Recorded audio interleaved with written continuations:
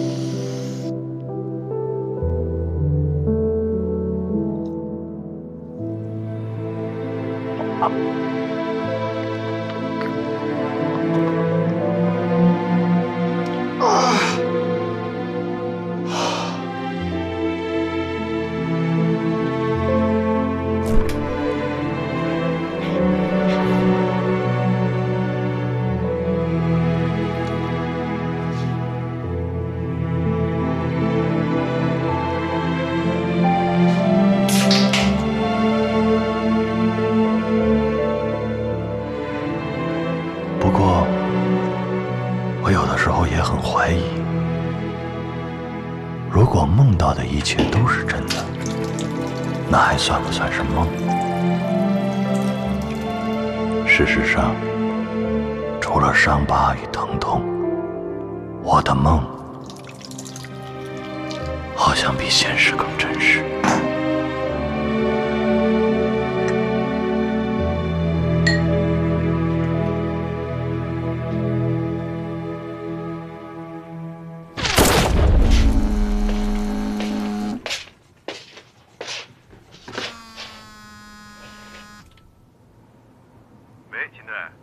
队长让我来接你，您起来了吗？起来了，不用接，我自己能开车。不是，秦队，今儿不是特殊情况吗？而且您这伤刚好，还是我来接您吧。我说过了，不用。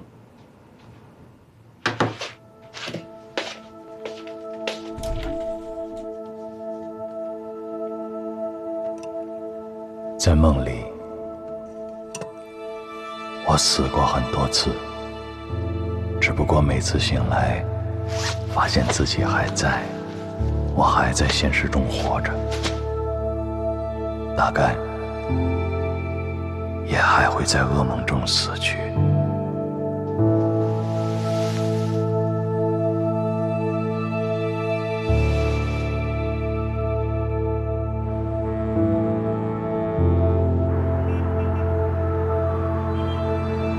过去几个月了，我好像终于恢复了原来的样子。熟悉的街道，熟悉的景致，熟悉的人群，还是这个熟悉的金港市，1000万人口的金港市，只是少了我的5个兄弟。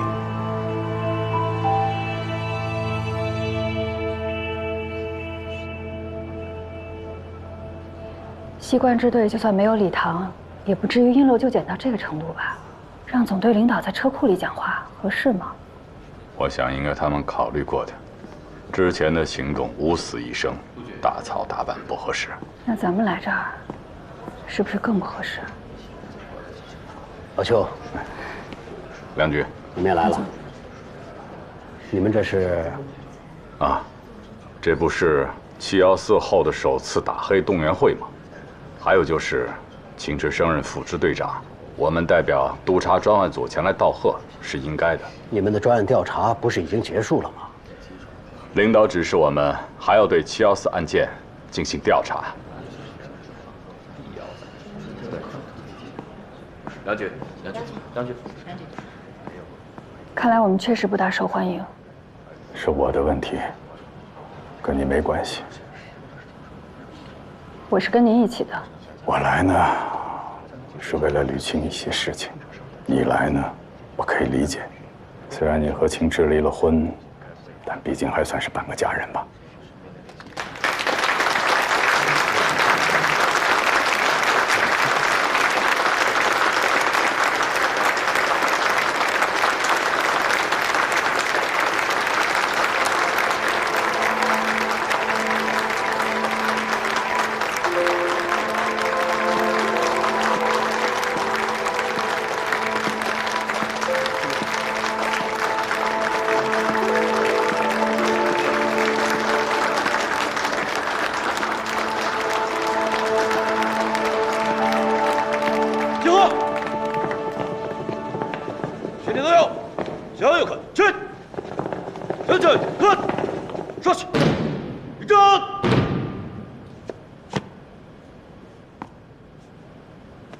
局长同志，机关分局刑侦支队打黑除恶动员大会及秦池警官升任副支队长任职仪式准备完毕，是否开始？请指示。按计划执行。是。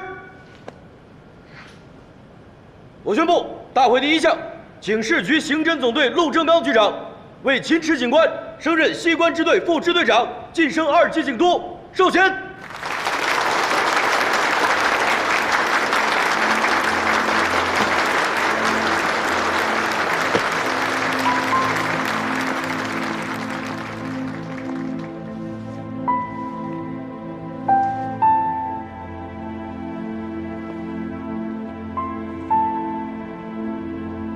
副支队长，这次秦队可真是牛了，哪有人家拿命换的？秦队这些年在队里出生入死，哎，队里谁不服？那倒是。哎，我估摸陆局做梦都想有机会给陆明家颁奖授衔，不过可惜了，他没有秦队这样的儿子。行了，别说了。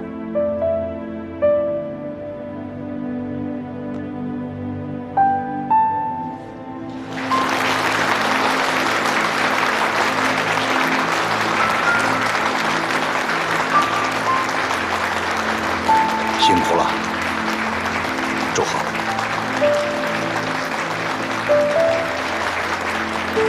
明家以后跟着你，要好好的锤炼他。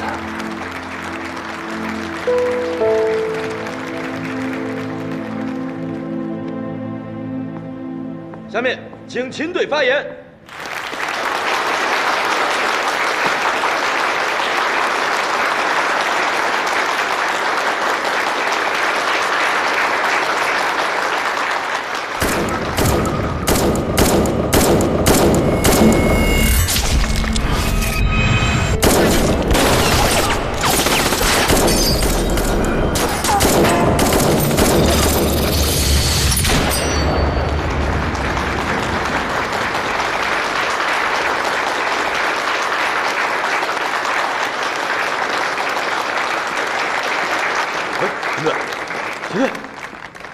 秦池，啊，祝贺你啊！怎么样，恢复的还可以吗？爸，怎么了？哎，秦队，哎，不是，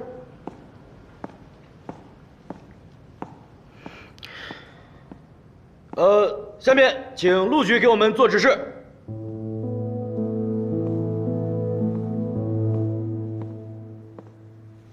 这本来是我最熟悉的地方，胜过其他任何一个角落。那些曾经的笑声、辩论还有承诺，依旧活在我的梦里。可是当我真正站在这里的时候，他们却全都消失不见。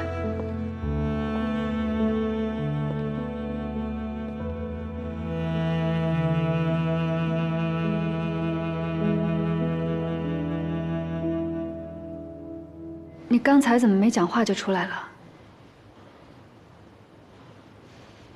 是腿疼得厉害吧？我是来恭喜你的。你住院的时候我去看过你几次，不过你一直都在昏迷。我刚才看见你跟伯父好像关系缓和了不少。我今天是和邱老师一起来通知你。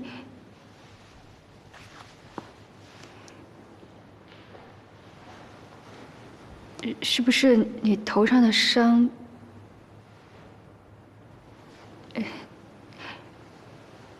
你不会连我是谁都不记得了吧？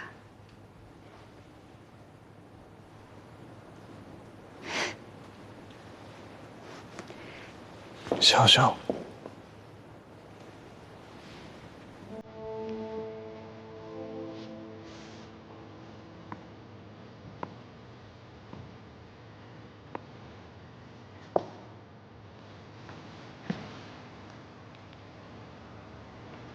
我应该用什么牙刷？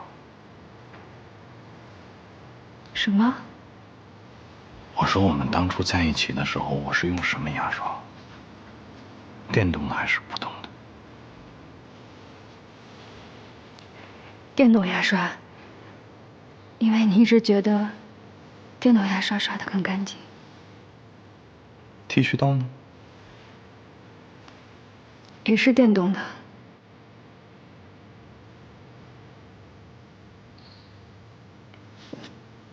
你还有什么要问的？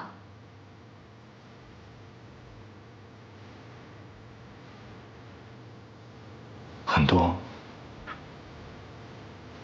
但是你大概回答不了我。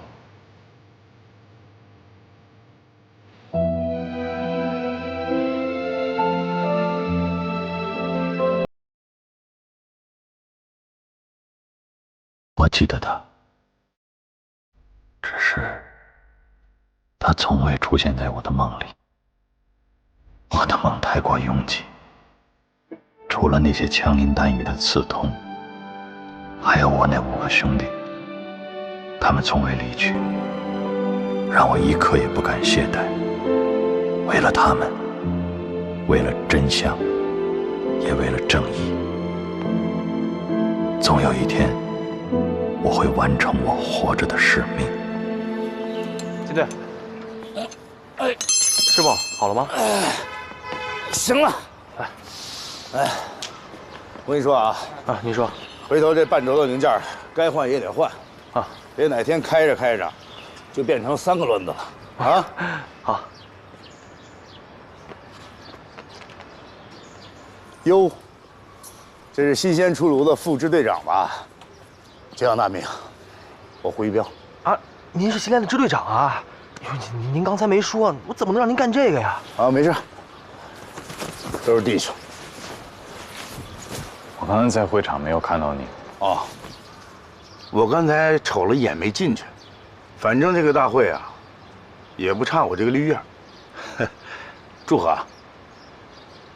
也没什么可祝贺的，纯粹是侥幸吧。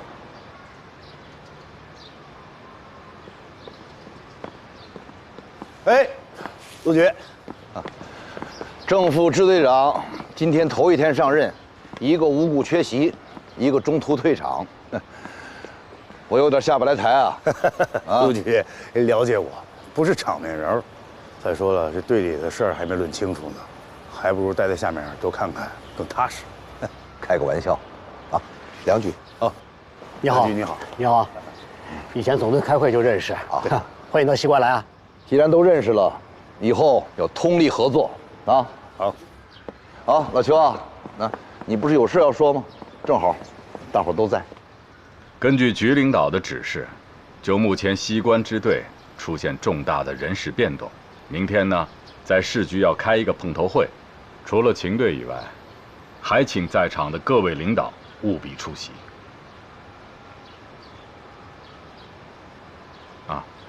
和专案调查没有关系，主要还是确保秦队在今后的工作中能够更好的开展。另外，明天与会的还有秦队的主治医师和总队指定的心理辅导员，所以秦队务必在明天抽出时间和心理辅导员见个面。心理辅导，请问有必要吗？当然有这个必要，这也是领导对你的关心。辖区刚报了起命案，现在就陆明佳一个人在现场勘查。这个会我能不参加吗？胡队，队里面急着出状态，这我能理解，但我们也是为了大家能更顺利地开展工作啊。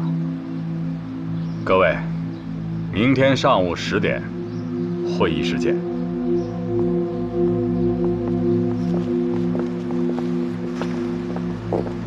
啊，陆局，我还有些事情给你汇报一下。好，你们接着聊。好。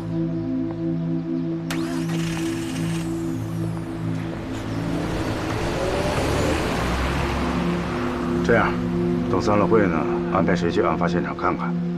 你呢，先去见心理辅导员。人家都说了，必须的。估计还是海港支队的小赵给帮忙找的。赵新成，记得吗？凭什么抓我？我们是合法连锁加盟。搞传销就搞传销，还什么连锁加盟？啊，你以为换个马甲就不犯法了？给我起来！哟，秦哥，总队没把心理辅导员电话给你吗？你给我打个电话不就成了？干嘛还亲自跑一趟？再说你这个腿脚又不太方便。没有，每天把积液一抽就没事了。来，带走。是，走。一直要找时间感谢你，那天要不是你的话，可能我就完蛋了。跟我客气什么？我就是接到命令去增援的。6对9的局面，武器上还不占优势，能把那帮兔崽子干掉还活下来，那是秦哥你的造化。就是可惜了那5个兄弟。改天，我得给那5个兄弟去磕个头。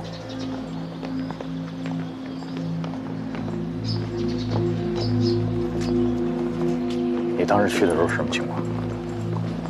怎么讲？总队的命令还是？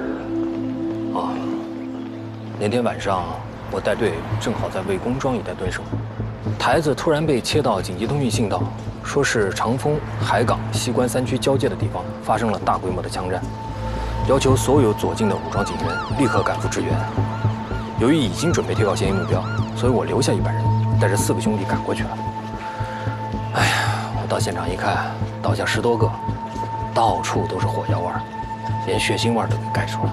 我就赶紧通知其他增援的人，封锁外围之后，大致区分出哪波是自己人，给他们挨个的检查，看看还有没有能救得过来的。我当时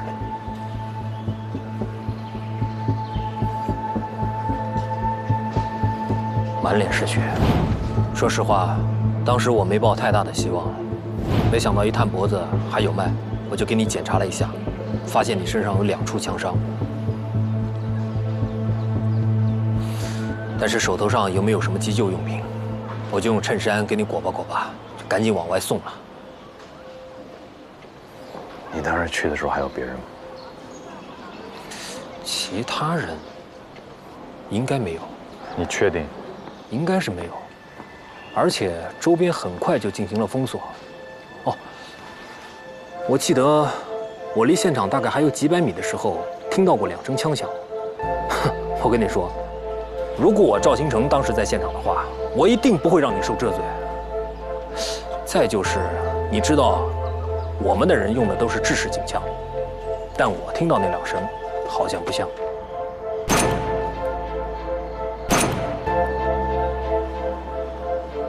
你确定？应该是错不了。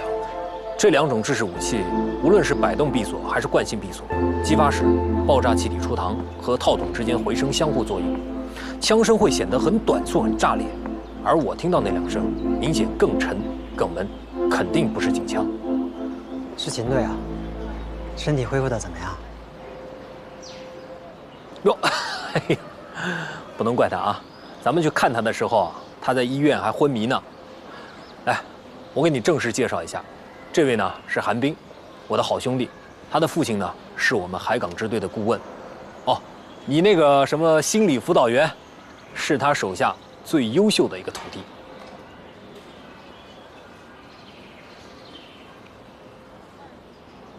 添麻烦了，我先走，队里面有个命案，我要去趟现场，改日一起做。哎，秦哥慢走啊。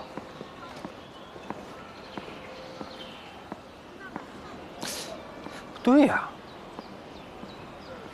他不是来找我要夏雨桐电话的吗？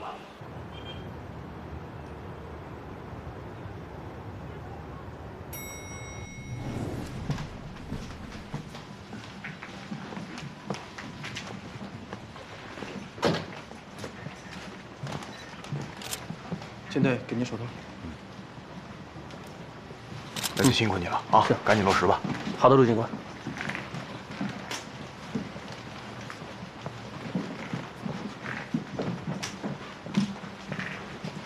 秦队，这个是现场的勘查情况。哦，我来给您介绍一下情况吧。这个白头发的老爷子叫郑天伦，是中华医学研究会的专家。旁边这个呢是他的太太，叫邓卫红，也是从事中医研究多年的老教授了。他们可谓是桃李满天下了。这张照片呢，就是老爷子在69岁大寿的时候拍下来的。哦，秦队，这个人啊，是他们的儿子，叫郑芳，惠美私立医院的副院长。他们俩是两口子，也是儿媳妇儿，叫吴小云。这小伙子是郑鑫，其他几个是郑天伦的学生。谁遇害了？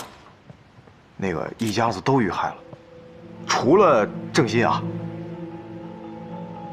因为他们学校有秋游活动，这2天都不在家。尸体呢已经运回到咱们队里，尸检报告稍后就会出来。现场的勘查情况，哎。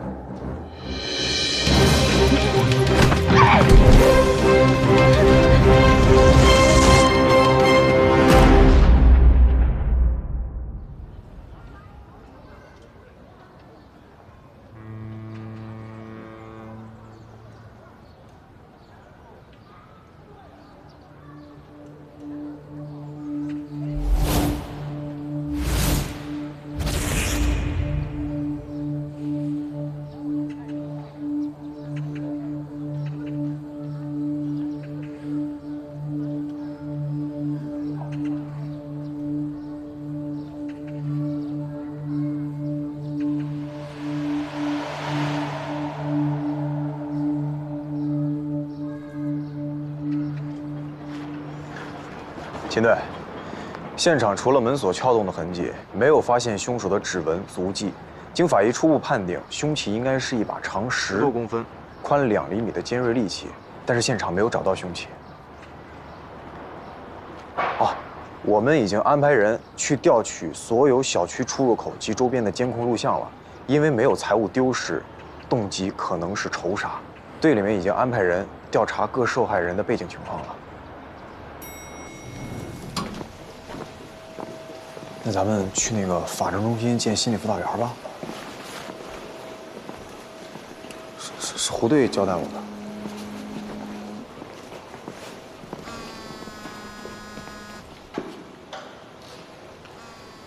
你先把车开过来，在 C 区。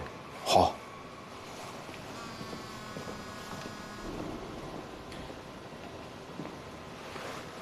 秦石，是我。你说。我是想，明天开会之前，我们是不是先见个面？有事吗？也没什么特别的事儿。你要是忙没时间就算了。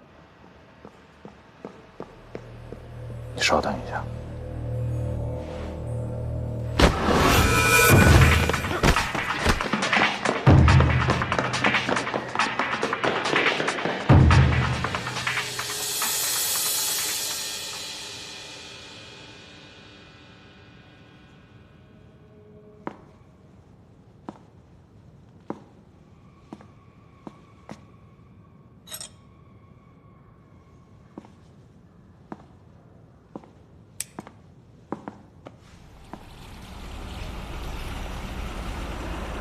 我现在处理点事情，回头联系你。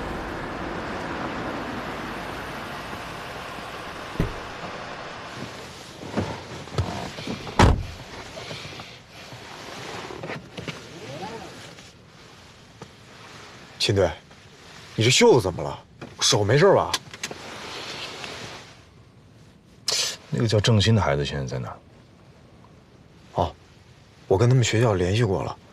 这孩子现在已经知道家里的事儿了。目前呢，人在这个度假村秋游呢，明天回来辨认尸体。老师的意思是想让他先平复一下心情。走，现在去看看。咱们不是应该去？秦队，咱们去找一个孩子也问不出什么事儿来呀。一家5口死了4口，总得找那个活着的聊聊吧。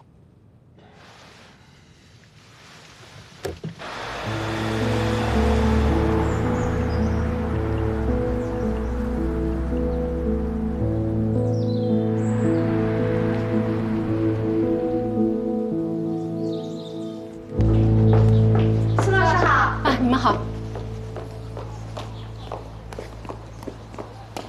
你们好。哦，苏老师是吧？是啊，你好。我们可以单独见一下郑鑫的孩子吗？之前不是说明天直接去你们那边就好吗？啊，我不是干涉你们工作的意思，但是那孩子……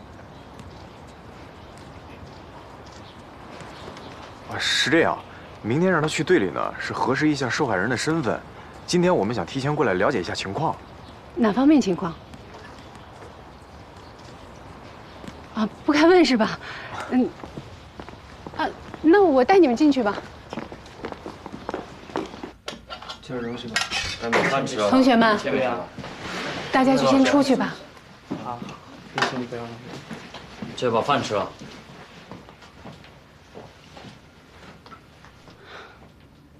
负责办案的警察同志来了，他们想和你聊聊。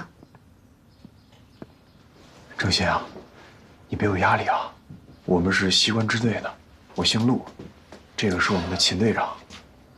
我们这次来就是问你几个很简单的问题。那个，你在来参加这次活动之前，家里头有什么异常情况吗？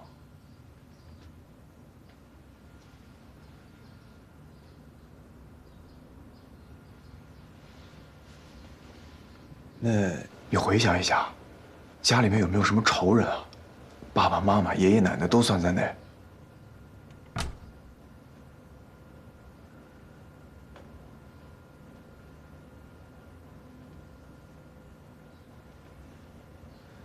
秦队，您看看还有什么其他需要问的吗？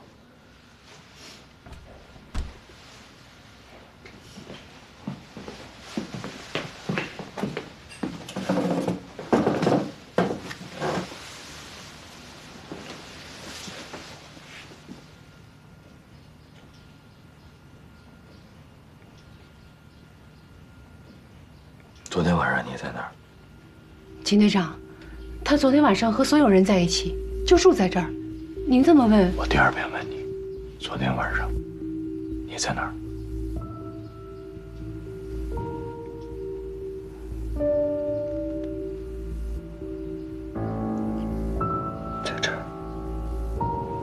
第3遍问你，昨天晚上你在哪儿？秦队，我第就在这儿吧。反正明天我们还要带他过去。明天你带吗？对。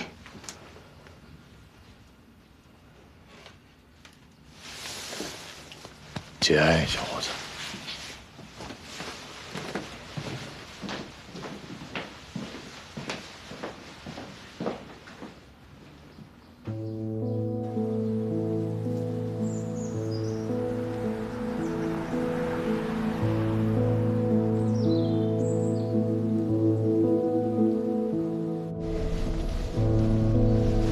秦队，不是我犯上啊，我呢也知道您这个办案经验比较丰富，但是他一16岁的孩子，咱们找他去问话，你总不至于是怀疑他杀人是重罪，16岁也得负刑责。好，一家4口，父母都在里头，被他16岁的孩子给杀了，这不符合常理啊！那什么是符合常理的？如果按照过去，灭门杀人最重要的是什么？满门抄斩，一个都不留。停车！啊！哎！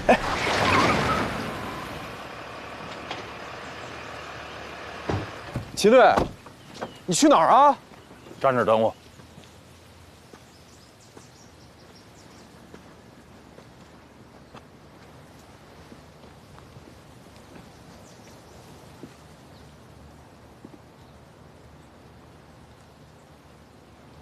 小小，你怎么跑那么慢？我从山下开始跑的。今天上山是带着任务的，亲满80口，我放你回家。那我先考考你，啊？你知道这片松林是怎么来的吗？怎么来的？小时候我奶奶给我讲的。啊？小松鼠啊，是一种记性很差的小动物。王风林跟松鼠有啥关系呢？小松鼠每到冬天要储备粮食。啊。就把好多松塔都埋在地底下，时间一长呢，它又忘了。哦，年复一年，就长成了这片松林。只有你这种傻白甜的逻辑才会相信，说这么大一片树，啮齿动物搞出来的。我告诉你，很多事儿与客观真相都没有关系，它只取决于你愿意相信什么。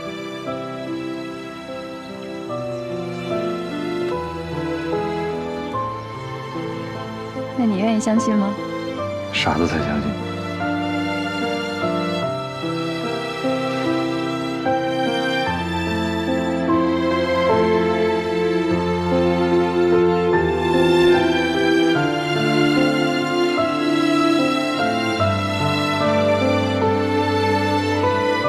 秦队，秦队，秦队。刚刚技术队打来电话，说小区的物业监控并没有找到嫌疑人，所以凶手有可能是翻墙进的小区。知道了。还有那个胡队问您什么时候去见心理辅导员呀？好吧，现在去一趟。好，正方的单位。啊？惠美私立医院呀？为什么呀？因为顺路。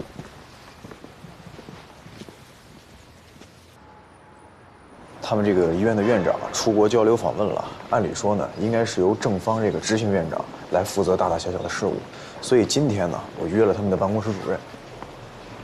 你好，请问那个会议室怎么走啊？在3楼，从这边进去。好，谢谢啊。没事啊。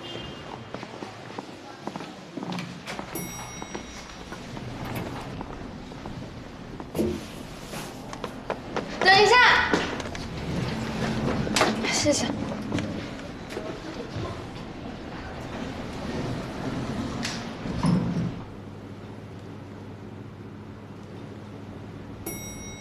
这就到了。你先去吧。我先去。我去看看有没有一次性注射针管。不是，那我跟他们聊什么呀？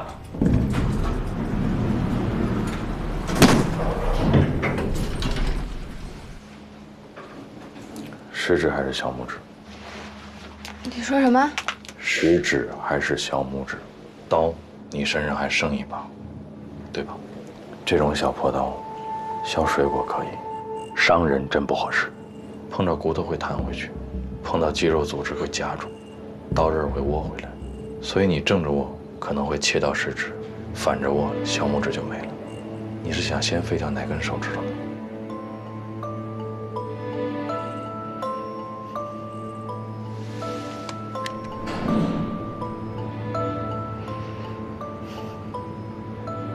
为什么这么做？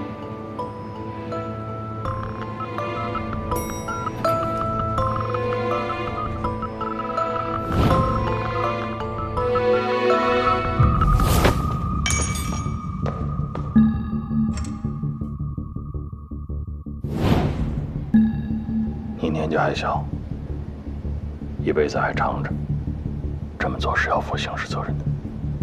想想清楚再动手。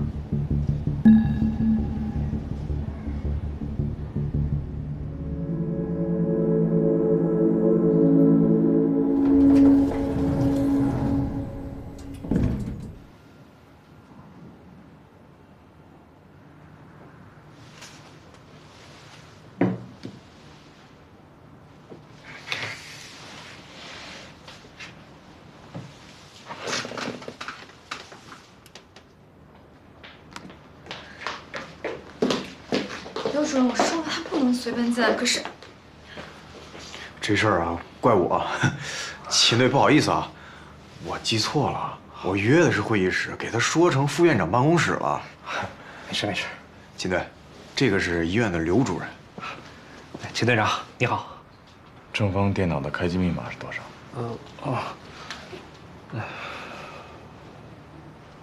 就是郑院长生日，720422。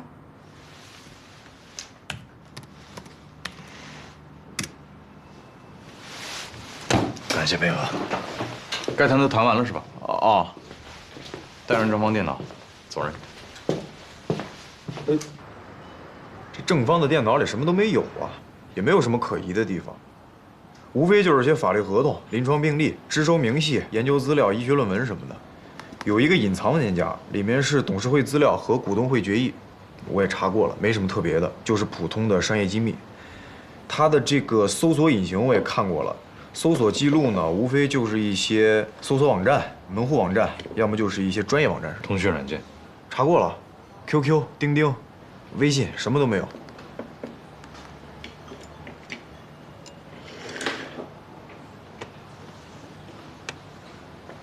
这个隐藏的，你会队里吧先？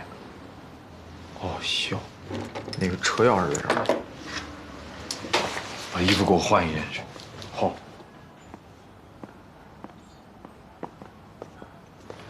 秦叔，哎，你怎么这么早就回来了？下午没课了。这刚开学1个月，下午就没课了？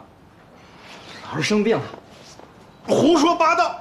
你是不是逃学？别跟孩子喊，喊什么？秦队，您治好了？收了。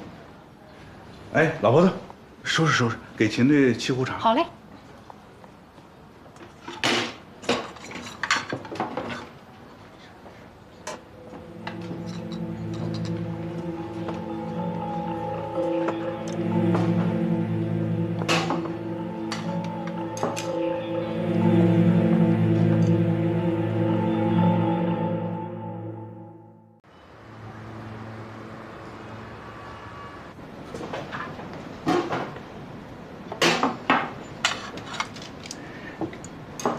秦队，听说您刚升了副支队长，最近要有时间的话，把兄弟们都叫过来，我做东，咱们庆贺庆贺，喝2杯。好。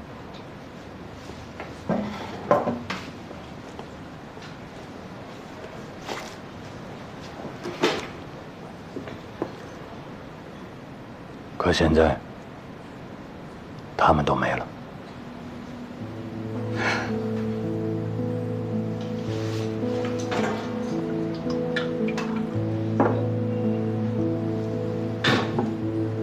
我不会说话，以茶代酒，敬旅队、孙队，还有我们中队的这3个弟兄。是啊，没有兄弟们对我的照顾，我也不可能在这安生的过下去。嫂子，结账扫哪儿啊？哎，别让秦队签字了，这单算咱们的。算我们的。我们队过去吃饭不交钱啊？不是，我这小本经营，全靠队里兄弟们支撑着我呢。大家伙到这儿当食堂，天天来吃饭，每天结账麻烦，所以就月初放一笔钱，月底结账，多退少补。这么些年下来，也从没亏待过我们。是啊。嫂子，把我们队之前的账本给我看看。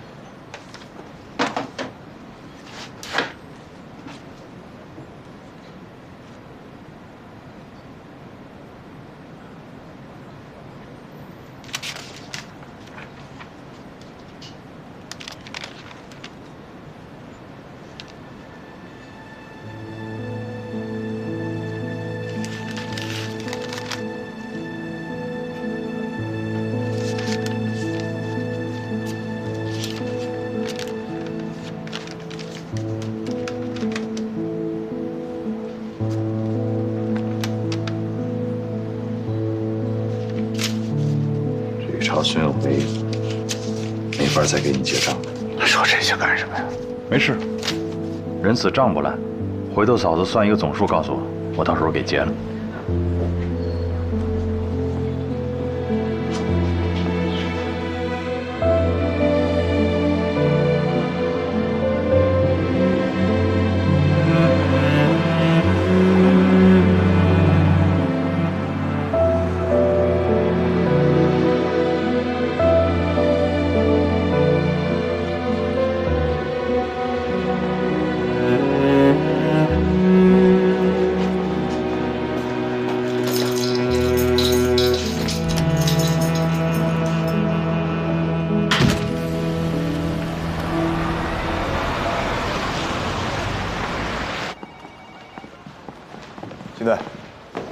这里面有一份基金会财产托管的律师见证文书，查一下。好，那警服给我领了吗？在你办公室呢。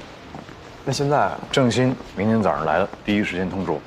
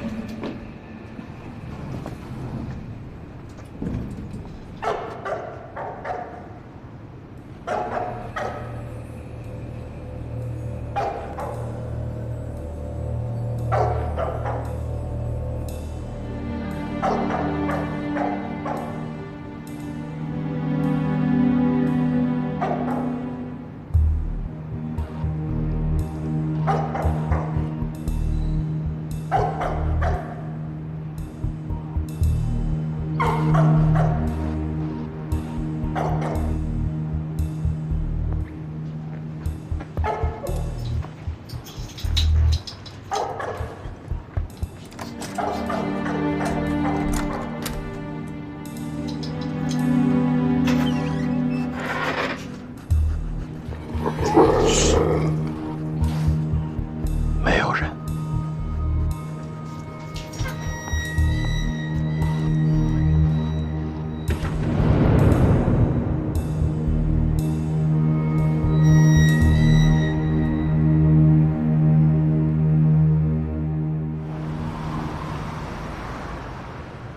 今天咱们的会啊，主要是介绍一下秦池警官的身体状况和如何帮助秦池警官在新的岗位上更好地完成工作。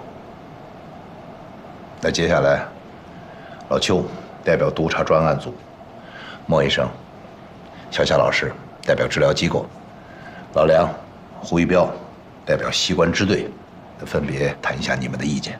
老邱，你先说说你那边的情况。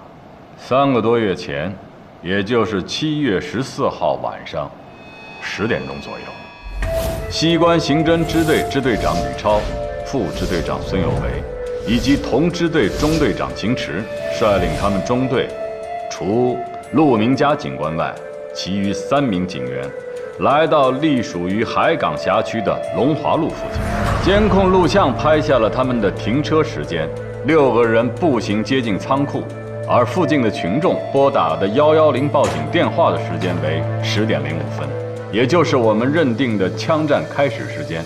出勤的所有警员都配备了防弹衣。武器方面，根据枪库的记录，吕超和孙有为持有的是5.4式手枪，其余4名警员持有9.2式手枪。从我们复原的现场发现，6名刑警从进门到发生枪战，始终保持着2个松散且很有层次的队形。孙有为靠北一侧，秦池居中；靠南一侧的是支队长吕超。6个人分前后错落站位，他们以9名罪犯在不到30米的距离之内，用16支自动武器，一共发射了189颗子弹。很不幸，除秦池外，无一生还。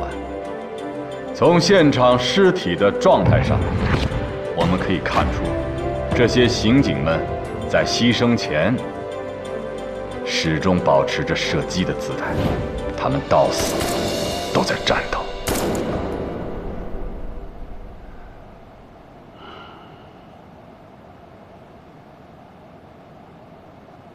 经过这段时间的调查，专案组发现以下几个问题：第一，没有任何书面资料说明当晚西关支队在这次抓捕行动当中到底是为了什么案子。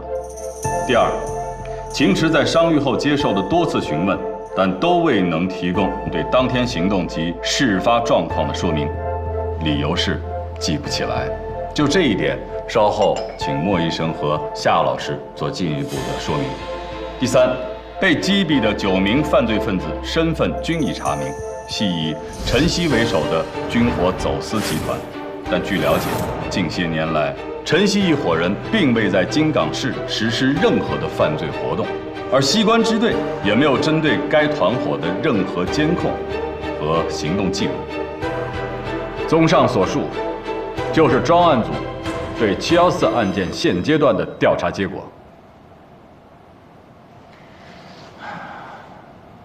你们2位。好。秦池警官的身上一共有2处枪伤，其中1颗9毫米弹头从他左腿股直肌和股外侧肌之间射入，造成了韧带断裂、膝盖骨粉碎性骨折及多处骨裂。虽然我们在治疗的过程中清理了创口，但由于弹头本身存在污染，引发了严重的感染，导致了长期血肿的后遗症。另外1颗9毫米弹头从他左额处进入，弹头在穿过颅骨时碎成了3块，形状都不规则。其中体积较大的2块，经过开颅手术已经成功取出。还有1块就是至今仍残留在秦池警官颅内的 A 弹片。由于弹片位置太过深入，尤其是已经做了1次开颅手术了，短期内不能再进行手术。但幸运的是 ，A 弹片只是弹头破裂的外围部分，也就是说是铜制的，不含铅，暂时停留在他的颅内，不会有什么生命危险。关于邱警官刚才提到的第2个问题，从病理上倒也不难解释。残留在秦池警官颅内的 A 弹片受重力影响，一直在向下压迫中脑，中脑再向下就是颞叶，也就是说 A 弹片在间接压迫颞叶，所以说造成秦池警官失忆是有可能的。我有个问题。说。秦池警官他的失忆到底是一个什么状况呢？因为昨天在会场我们和他见过面，他记得我们，想想，记得刑侦支队，而且也没有丧失生活自理能力。那么他的失忆，难道只是针对7月14号那天晚上发生的事情吗？关于这方面的问题，还是请夏老师向大家做详细的解释。所谓的失忆，在病理学上称之为遗忘症，分2种，一种叫做顺行性失忆，指的是在遭受失忆创伤时间点之后引发的遗忘症；另外一种叫做逆行性失忆，患者会丧失创伤时间点之前的记忆。他是哪种啊？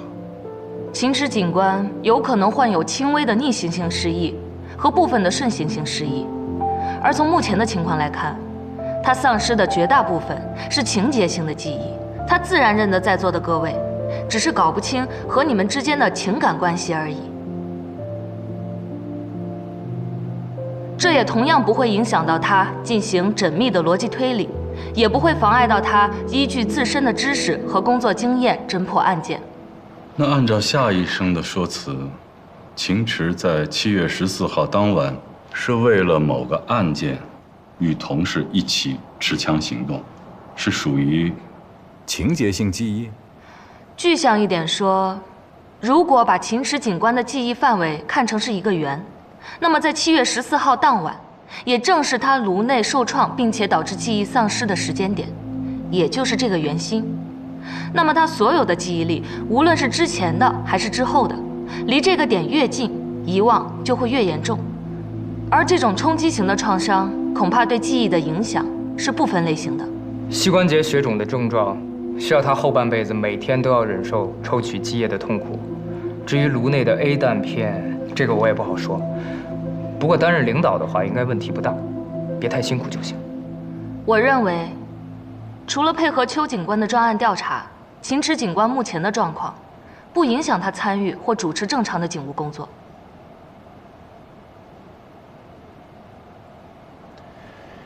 西关支队，正副支队长都殉职了，继位的领导应该是熟悉支队情况的。秦池带领中队的时候，人望一直很高。714之后，队里的兄弟们都拿他当英雄看。要不是市局指派，我都有心推荐他当一把手。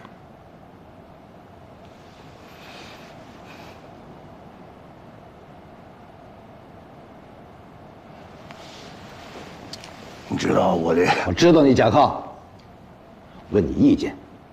我没意见。老邱，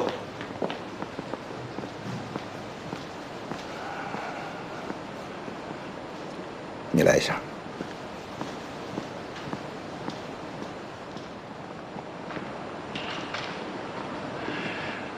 老邱啊，刚才在会上我感觉你有些话没说，是不是714案件，你还发现了什么疑点啊？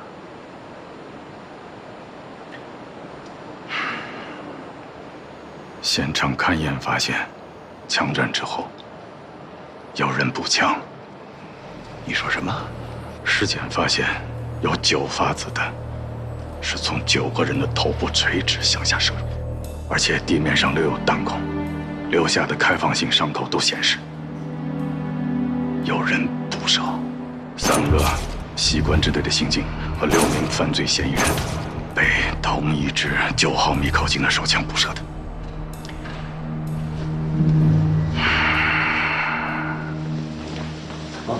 梁局，哎，你好。哎，梁局，您先上车，我得去趟厕所了。啊，我让车在门口等你啊。哎，好嘞，您帮我拿一下啊。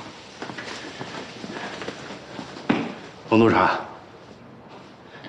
哎，我听说你跟秦池原来是2口子。对。不过我们已经离婚1年多了，所以为了遵守回避原则。这次的专案调查，我只负责资料整理，还有记录工作。规矩真多，老整些没用的。就今天这会，耽误了半天功夫。今天的会议主要是为了决定秦池。你们头跟他也说了，市局没有解散专案组，交的报告也没给批复，就是说调查到现在这事儿还不算完。可另一方面呢？支队级别的干部任命，必须有市局的批准。所以说呀，呲吧了半天，就谁都没想过，市局为什么会给出2种完全相反的处理安排呢？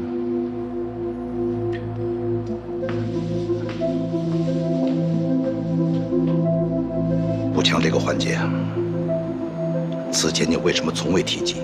领导责成我们继续调查714案，对补射的事情没有做出更多的批示。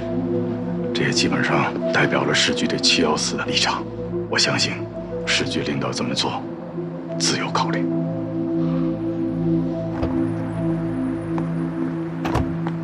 哟，秦池啊，你来的正好。为了你能更好的开展工作，局里研究决定，你每周去法政中心的夏老师那里进行一次心理督导，督导期为3个月。局里做出这样的安排，也是为了你好，服从组织安排。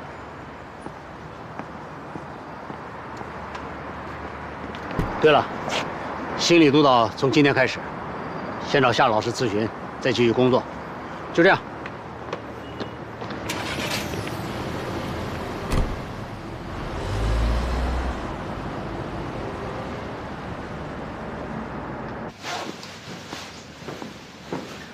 领导，您挑这地儿，这地儿挺好。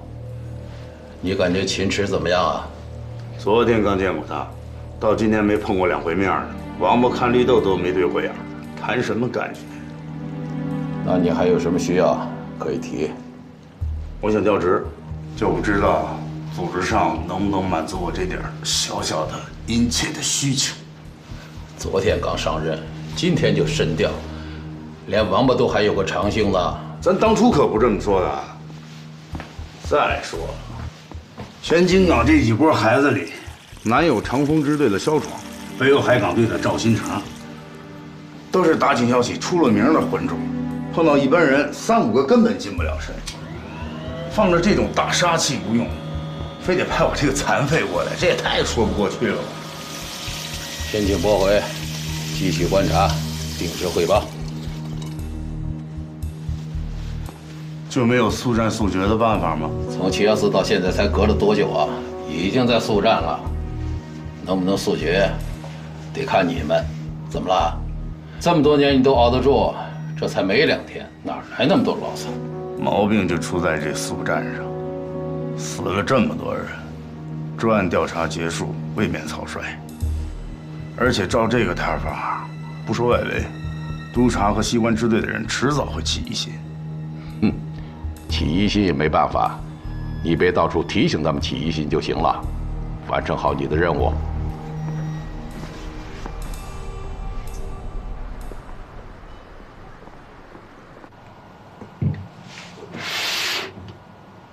开始吧。秦队，你我都是例行公事，心理督导。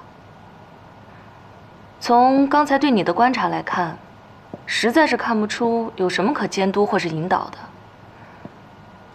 但是市局已经做出了这样的决定，而我又不想虚报什么，所以说你实在是很抵触，就每周来一次，喝杯水，离开，这样我也可以问心无愧的呈报了。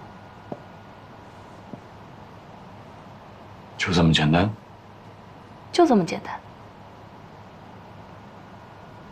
你们那个会，我需要有什么担心吗？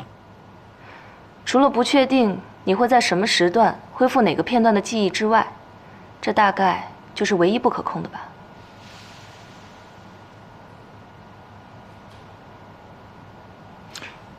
我可能是有一点失忆。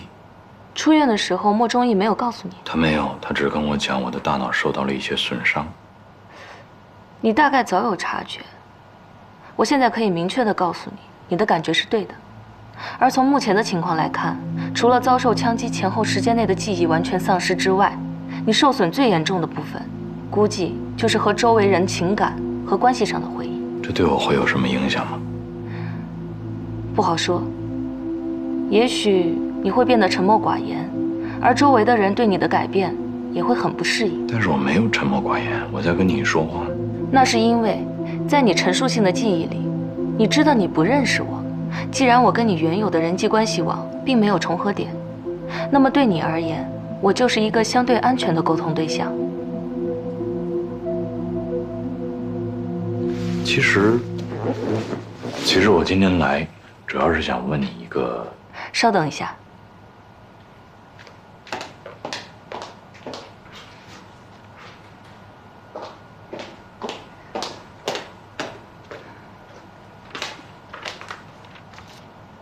这是吴小云的履职记录。你怎么知道我要问这个？你大概还不知道吧？你们队的人来我们这儿调过他的记录。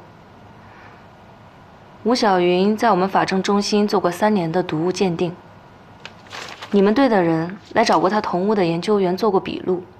在我的印象中，他是一个安静低调的人，谈不上喜欢这份工作，但是也很负责。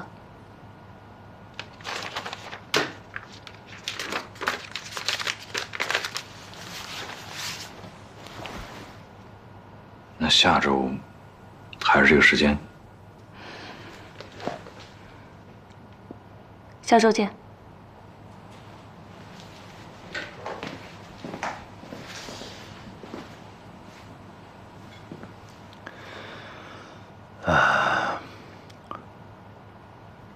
我还有一个问题。最近呢，有一个人一直试图想伤害我，你觉得？你是拿不准要不要把他扭送回支队，还是搞不清楚自己为什么会在前一个问题上摇摆？就是那个中等身高、18岁左右的女孩吧？她一直在楼下，选取了一个既能够看到大楼门口，又能够看到你车的位置，却没有想到自己的位置暴露的有多么的显眼。如果作为刺客，可以说不能再业余了。既然你说他想试图伤害你，说明你们有过接触，而他还能够继续这样逍遥的锲而不舍，估计就是拜你的宽容所赐吧。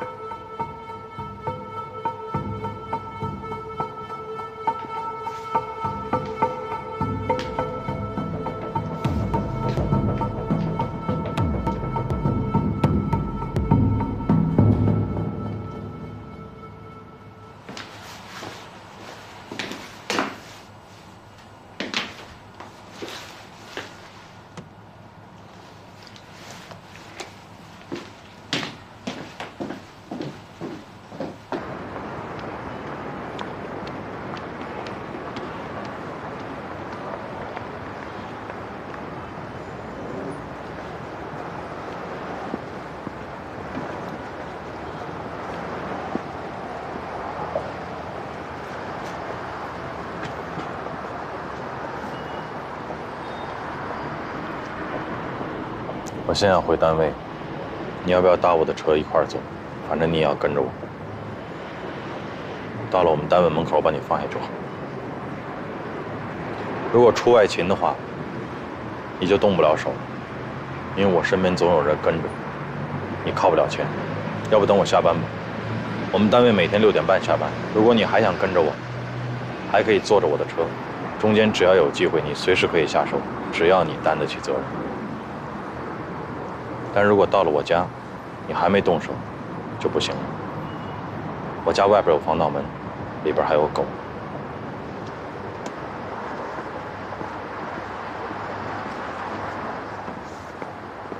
在这儿也别动手。上面写着呢，司法鉴定中心。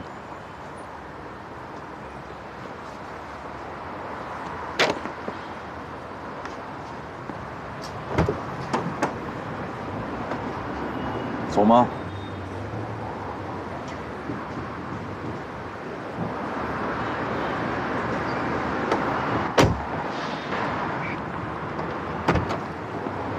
车速超过60也别动手，别把自己小命搭进去。那我关门。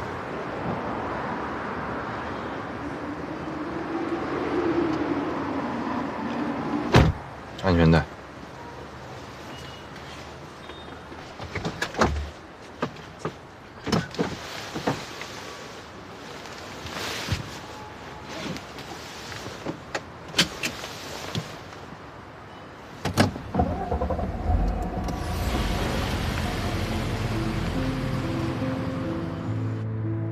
夏雨桐说的不完全对，我不愿意多说话，除了不安以外，更多的时候是因为我周围的人似乎更不安。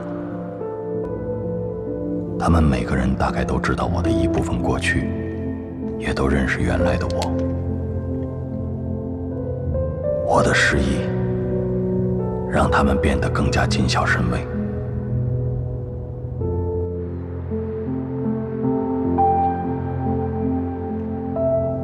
这个想要伤害我的女孩，反倒带给我更多的安全感。比起其他人的暧昧不清和闪烁其词，她简单，也更直接。她只是恨我，而且恨到愿意和我同归于尽。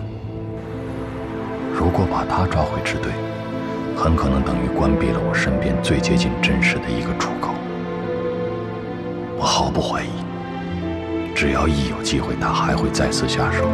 也许下一次他真的会成功，而我会死。这段时间，无论是在现实还是在梦里，死都再熟悉不过了。3个多月以前，如果我和兄弟们一起不明不白地死掉，未尝不是件好事。真要过了初一躲不过15，至少这一次，我很想知道自己是为什么而死。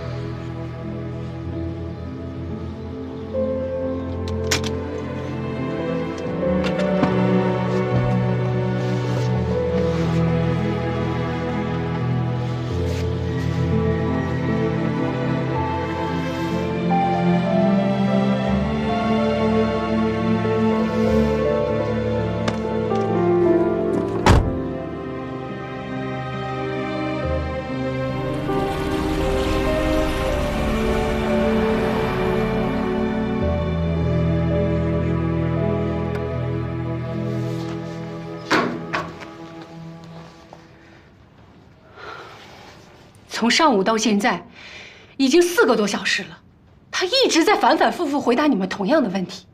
我不知道你们的工作性质啊，但就这样反复的盘问一个孩子，真的能破案吗？做了3次笔录了，没有任何出入。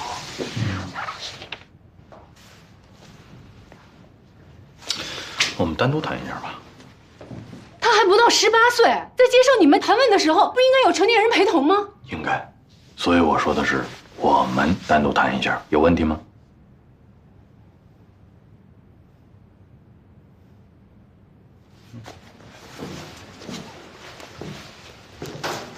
去吧。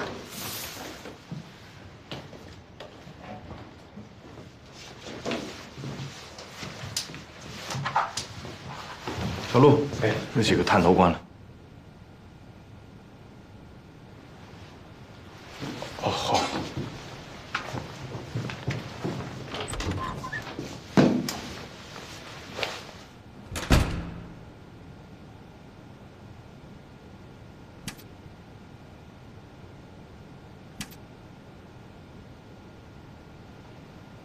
别担心啊，咱们聊聊闲天儿。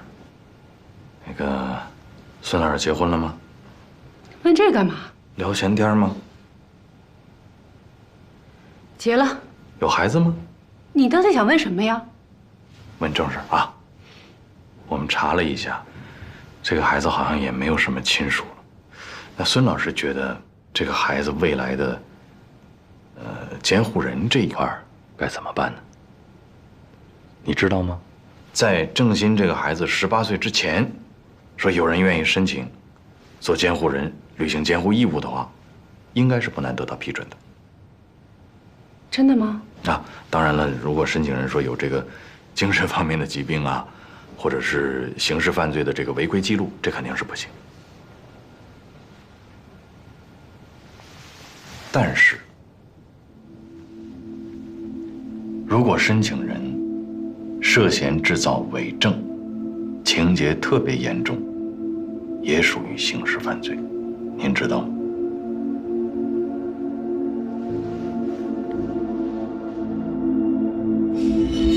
你们好。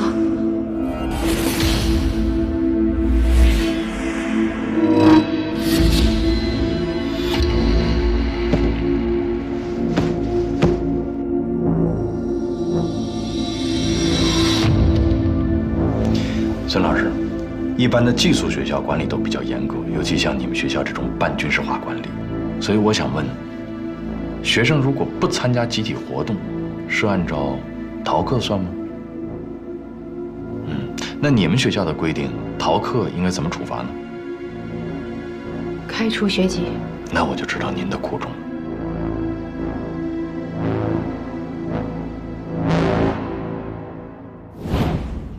好的，主任。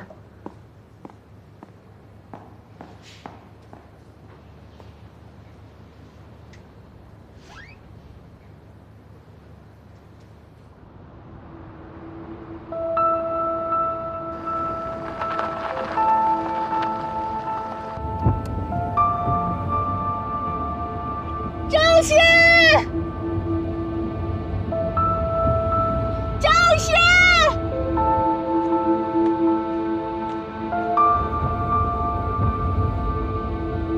张鑫，张鑫，张鑫，张鑫，别跑！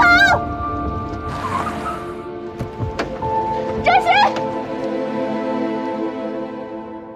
方圆10几公里之内都是阔叶林，唯一的一片针叶植被是在你们学校目前的驻地以东数公里的防风带。所以，孙老师，我希望下面的回答，请你慎重。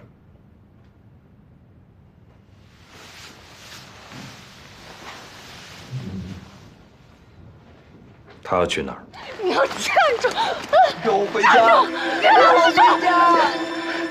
我不在家，他打我吗？我得去保护他。你听老师说，我见过你爸爸，怎么说，他也是一个体面的医生。他恨我，他恨我和我妈。怎么会呢？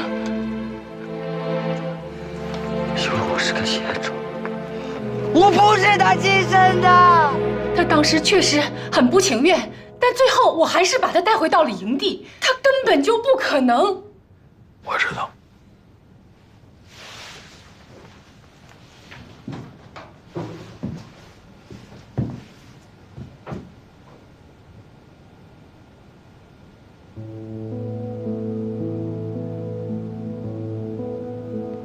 郑鑫是犯罪嫌疑人，确实不合逻辑。你之前说的对。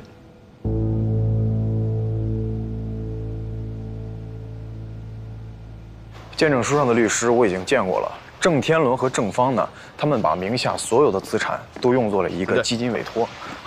郑天伦夫妇甚至是郑芳死后，他们的所有资产呢都会成立一个研究专项基金。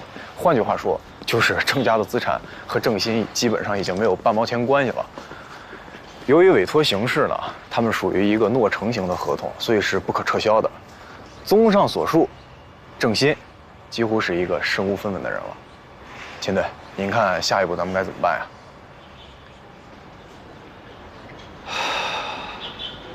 如果他确定不是郑芳亲生的，那就找他亲爹聊聊。行，我马上去查。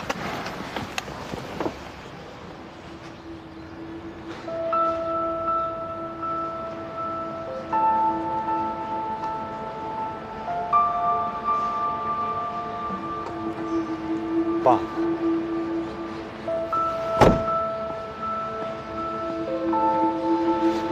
您怎么来了？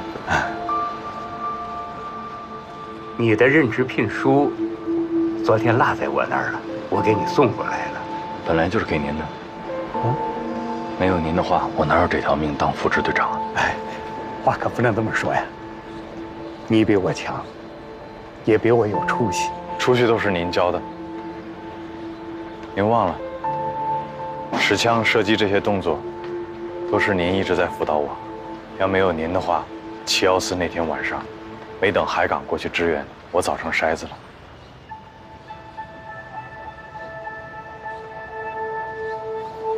密闭的空间里啊，枪声会非常响，也确实容易对耳膜造成损伤。9.2式的口径比5.4要大，射击的后坐力也就更大。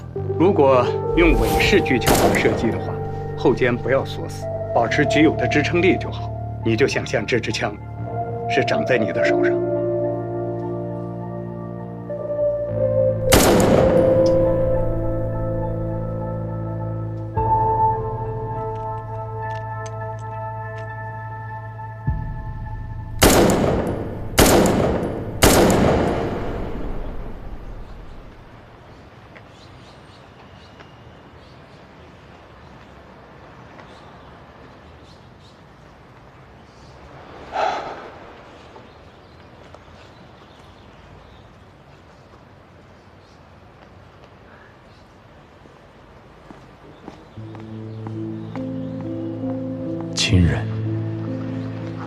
往往是亲人。据说，我们在人群中认识彼此的几率只有100万分之一，但血缘永远是固定的。从降生的那一刻起，血缘就成为你永远无法摆脱的羁绊。你爱也好，恨也罢，都不可能抹去这个世代传承的烙印。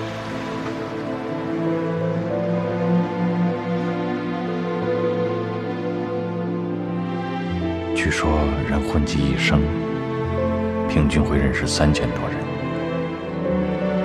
有朋友，有同事，有伙伴，有爱人。很长一段时间里，这会使我们更有归属感，感觉更安全。但是最终，我们总会希望回到亲人身边。我们会发现，失去亲人，我们一无所有；为了亲人，我们会倾尽一切。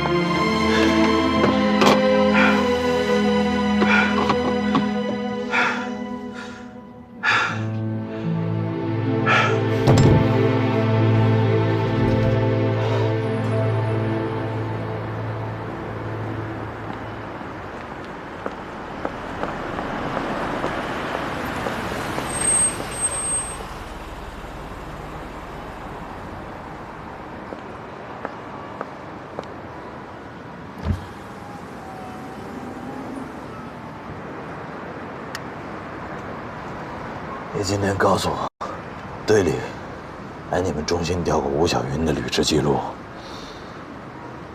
我其实当时就知道，我只是编了个烂理由。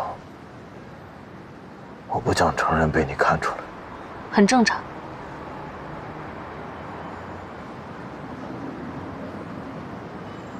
我其实就是想找个陌生人聊聊。别。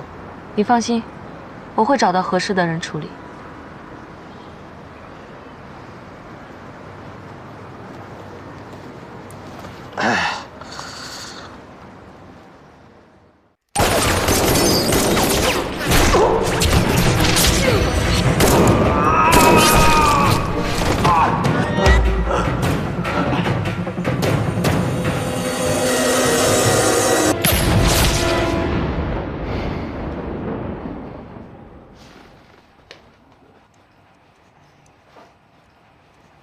哟，你这醒的稍微有点早啊，还差最后一针，要有吗啡吗？那我再昏过去一会儿。那我继续了啊，你忍着点。刀刃扎进去不到2公分，这下手的一看就是个外行。你这脏器、隔膜、血管都没事，你昏迷也不是因为失血过多。估计是因为忍痛和精神紧张导致的血氧量太低。我说秦警官，你这脑袋可是我修修补补过的，虽然现在看上去一切 OK， 但是颅压，你真得随时小心颅压升高。有你，我就不担心了。好了，你休息一会儿。哎，别动。小心伤口崩开。破伤风针已经打过了啊，大概1到2个礼拜就可以拆线。不过啊，你最好每隔2天就来换一次药，防止伤口感染。这个小伤对你们干刑警的来说，虽然不是什么，也不影响你行动。我知道你们每个人都是硬汉，但是啊，拆线之前最好还是别做大幅度的动作。早晚各4片。好了，夏老师，下周3晚上有个演唱会，哎，就是那个美国的老歌星，你知道的，叫什么来着？你要是有机会，不妨给他介绍一下院里的耳鼻喉专家，看他的声带有没有修复的办法，也省得他复出的时候到处假唱。谢谢你能来。那行，那我就先走了啊。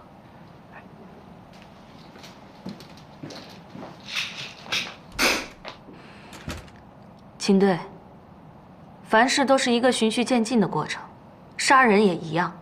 虽然你个人的选择我无权干涉，但这么纵容下去，你很有可能以生命为代价，培养出一名优秀的杀人犯。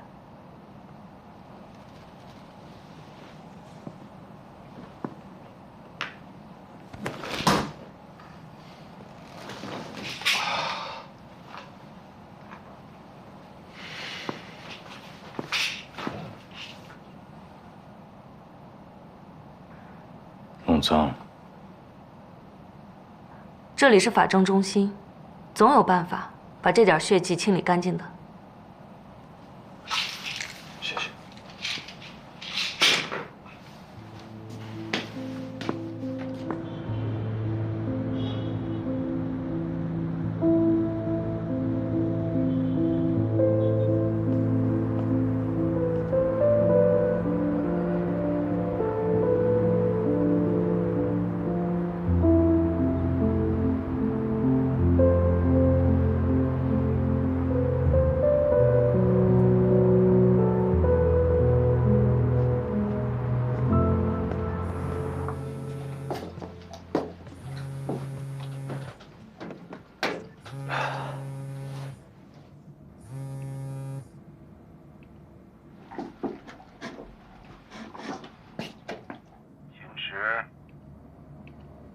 你说，我知道是你干的，你设计了他们所有人，不仅包括程曦他们，你连自己人都不放过，真他妈够狠！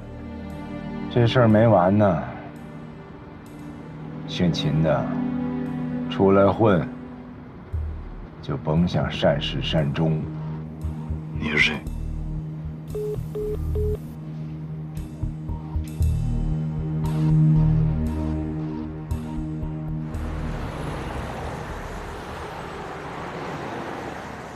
要不是今天上午这个保险公司主动找到咱们根本就查不出来。这是20年前他们家买的一份家庭意外保险。根据上面的细则来看呢，家族成员的4个人都是投保人，又都是受益人。什么意思呢？就是说他们家庭成员的这4个人里面，如果有1个或者是多个意外死亡了，那么剩下的活着的人就会成为这个受益人，来平分这个保险公司理赔的这个保险金。就是说，那要都死了，就是第一顺利人呗。对啊，父母、配偶、子女这样。那就剩郑鑫了。但你不是说郑鑫不可能有杀人嫌疑吗？你第一个就排除他。是啊，但是就目前的情况来看呢，郑鑫是唯一有可能在这起灭门惨案里头受益的人。他杀不了那4个大人，他可以雇人杀人。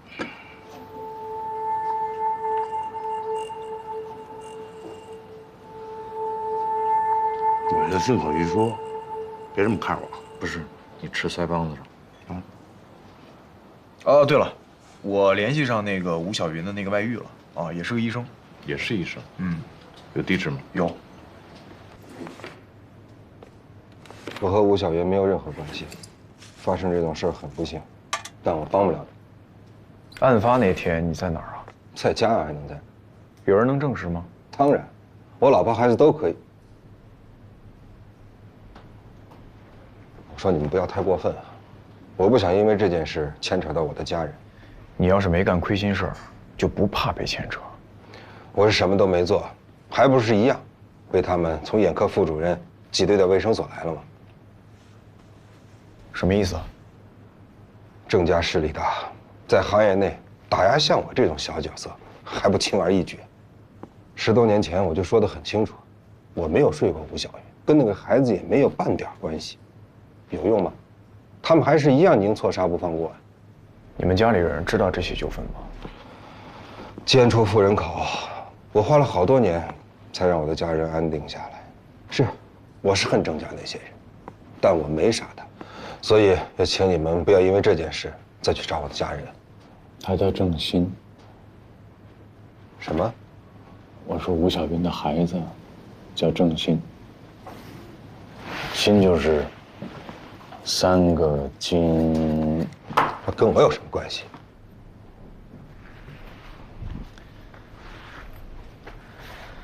现在不是怀疑你跟吴小云有关系吗？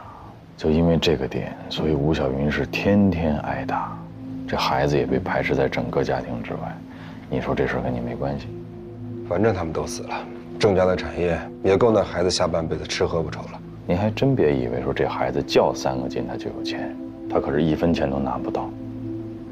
因为老郑家聪明啊，老郑家把所有的财产都做了一个不可撤销的基金转托，殚精竭虑吧。你也不容易，头发都白了。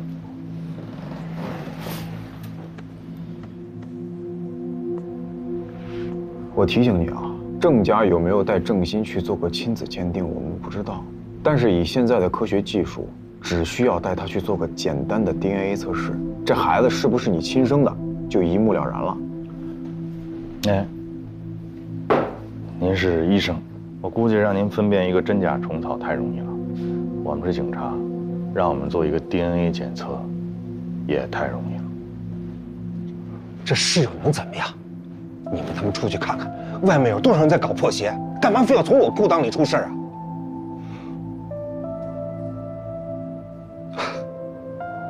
我读医学院花了5年，又做了3年的实习医生，好不容易一步一步混出头来，就因为我可能睡了个女人，啊，可能睡了个女人。也就是说，你承认了，对吧？走，这不公平。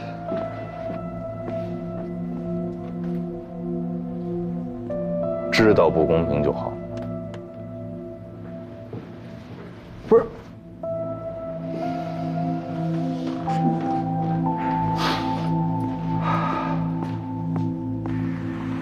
您千万别被这小子怂样给骗了。越是他这种人，做事越没底线。你想想，他这一辈子都毁在这事儿上了，所以他这复仇动机完全是成立的。所以你觉得他就是先杀了郑天伦夫妇还有郑芳，然后再打算强奸吴小云？有可能啊，他想跟人吴小云和好，然后人家不答应，言语上可能激怒他了，他就玩硬的呗。他情绪这么激烈，还能躲开所有监控，一进一出的，没留下任何足迹和指纹，你觉得这可能吗？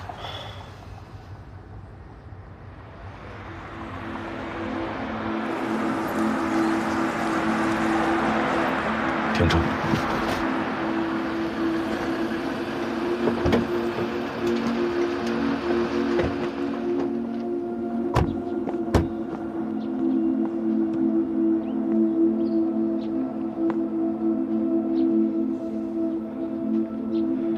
秦队，您可是涉案人，按照规定，咱们支队上下没有人能进入案发现场的。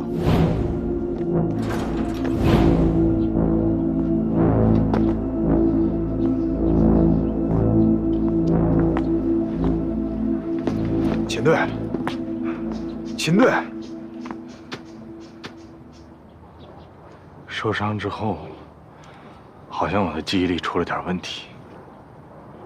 但是印象中你也是我们中队的。714那天幸亏你没来，你来，肯定也是死。秦队，今天晚上是什么行动？没什么行动，你就早去早回，注意安全啊。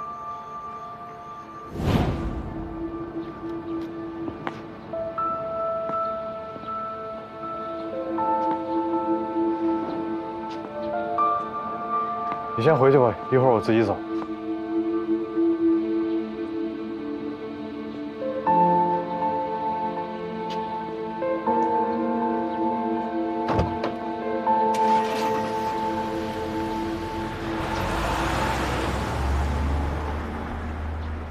同志，有什么事儿吗？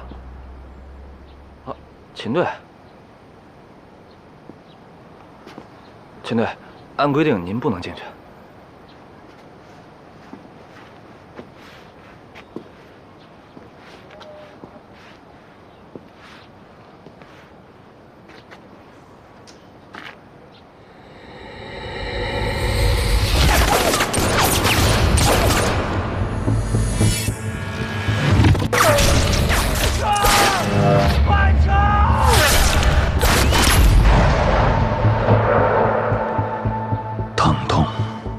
是因为我的大脑深处驻扎着一个弹片。你没事吧？它让我痛不欲生，但我感谢这种疼痛，因为它时刻提醒着我为什么活着。我活着只有一个目的：查出真相。不光是为了将罪犯绳之以法，还是为了我那5个出生入死的弟兄。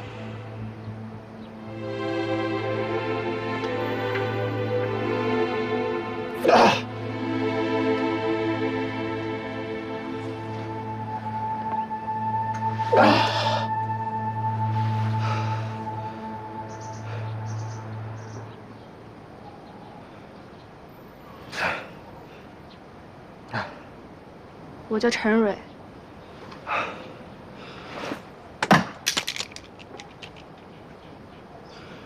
幸会。如果下次能得手，我希望你知道是谁杀的你。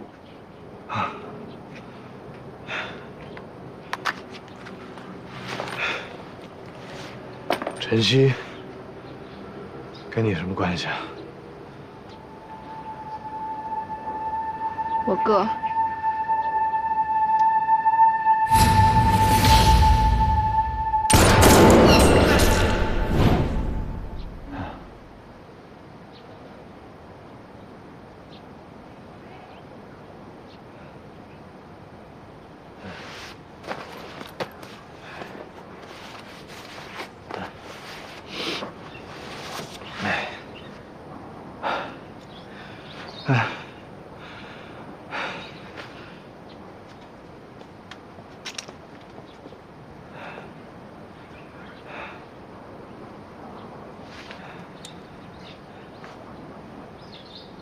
对不起。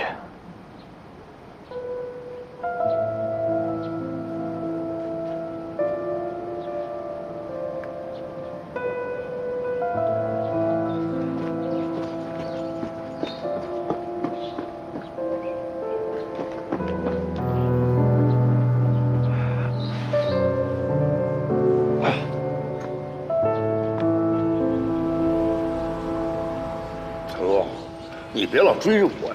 这案子我不了解，我不跟你说了吗？你别找我，你找我也没有用，我不了解，我没法跟你签这个字儿。您是队长，你行了，你就别跟我这对付了啊！哎，秦队来了，要签字儿找秦队啊，你帮他办一下。秦队，我是真觉得咱们现在应该居传史丹如了，最起码应该派人去走访他的工作单位，和他讲。我就觉得吧，反正那个什么，哎，您这手怎么了？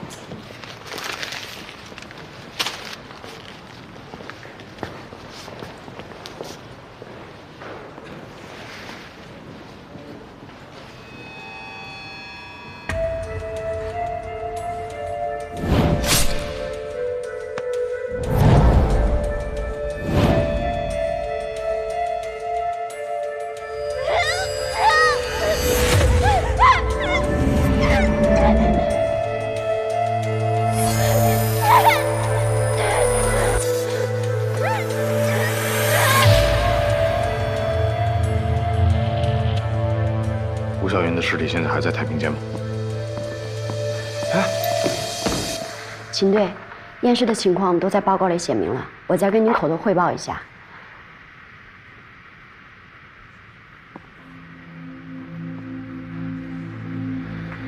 被害人的指甲我们都仔细的清理过，没有发现任何可以作为线索的血迹、毛发或是 DNA 残留。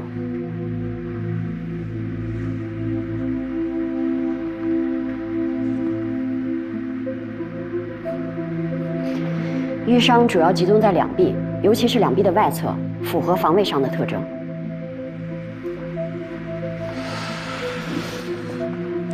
如果这是防卫伤，他们一定有过搏斗。可他手上没有发现任何的痕迹，所以呢？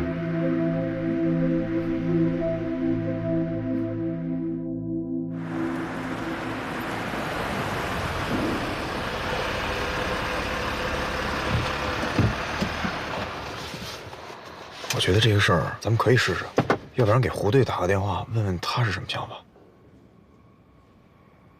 打吧。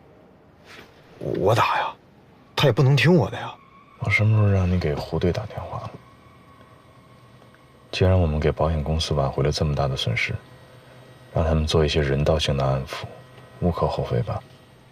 行，不是强制性的，只是建议。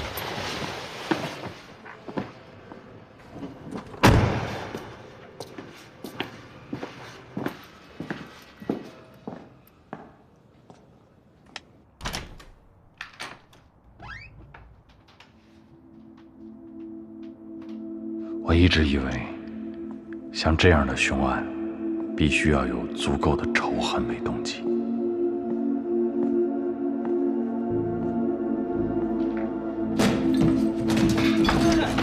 贱货！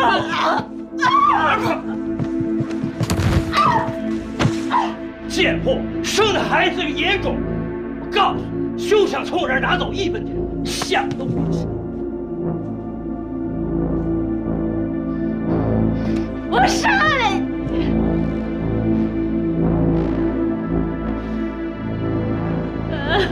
本事呢你？哎，有种往这儿上！杀不了我就弄死你！你永远都是贱货！我今天弄死你！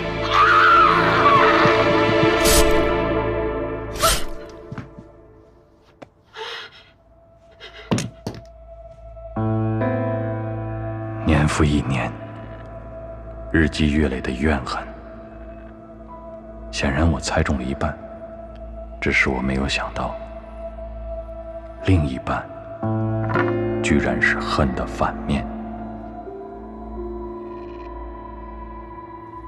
与史丹如不同的是，吴小云甚至没有选择苟活的权利。哟，怎么了？魂儿没了？又想哪个野男人了？狗改不了吃屎！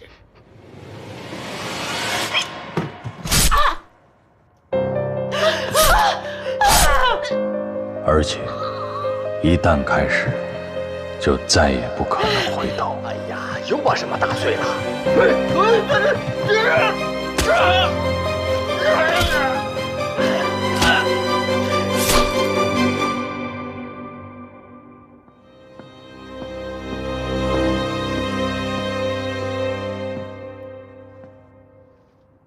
秦队，她身上的伤是被她老公打的也就算了，可是她一个家庭主妇，怎么可能把犯罪现场布置得这么滴水不漏啊？工作。工作？吴小云在我们单位工作过，因为是学化工专业的，所以在我们这儿做过3年的毒物鉴定。他以前干我的工作。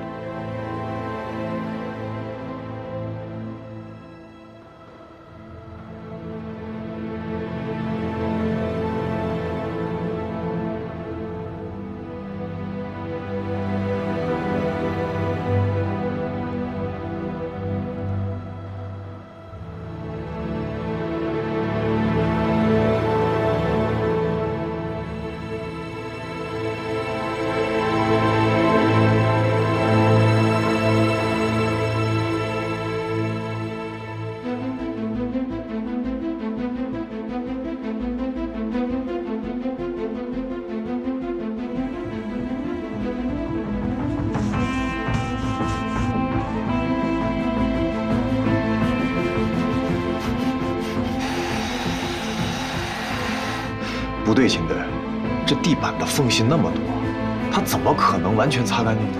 他就只是把血迹简单的擦干净，然后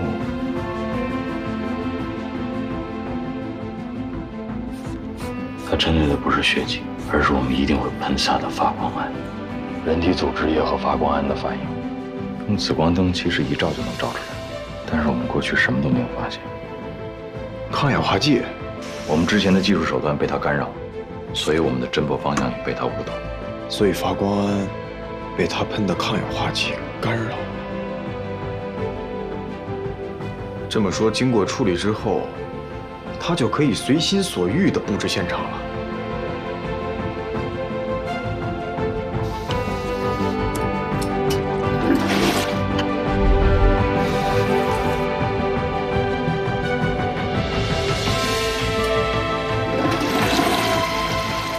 也就是说，吴小云留下的这条血足印是他故意留下来的。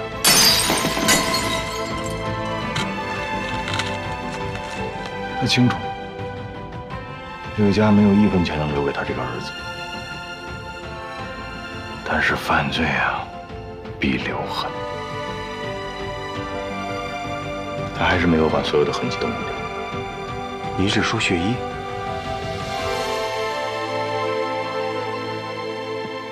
秦队，下水道里搜到了带有几个被害人血迹的衣服碎片，凶器也找到了。安排好这一切，他就……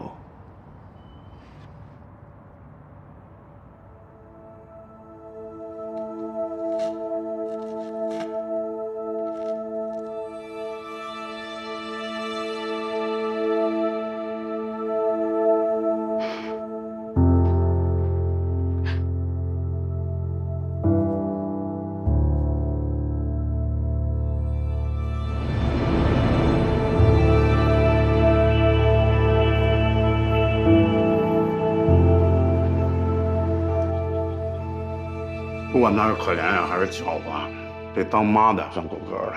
要是全家被杀，又找不到凶手，郑家财产就算没戏了。但是呢，这保险理赔的钱足够养活他儿子后半辈子了。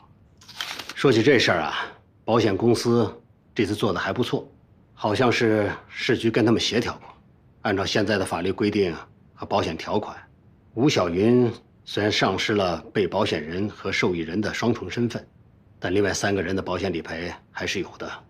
哎，秦队，我就说你行，照这么下去，咱们支队天天开表彰会，不是梦。嘿嘿。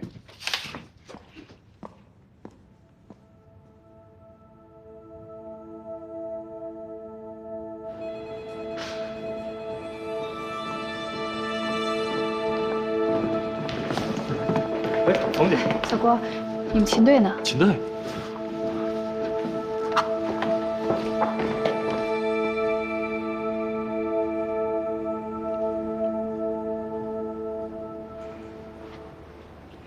恭喜你又破案了。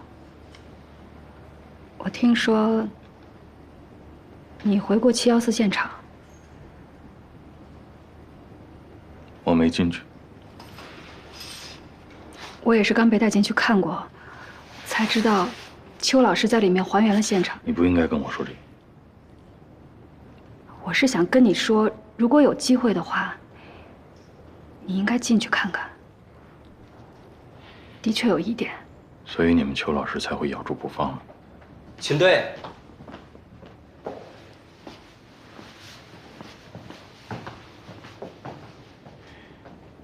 那再联系吧。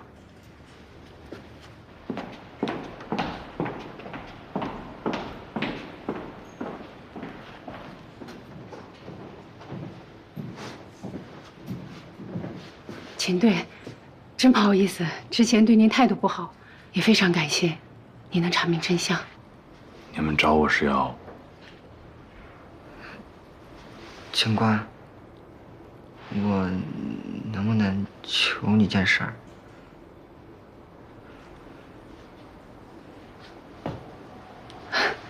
秦队，是这样的，能不能帮这个孩子做个亲子鉴定？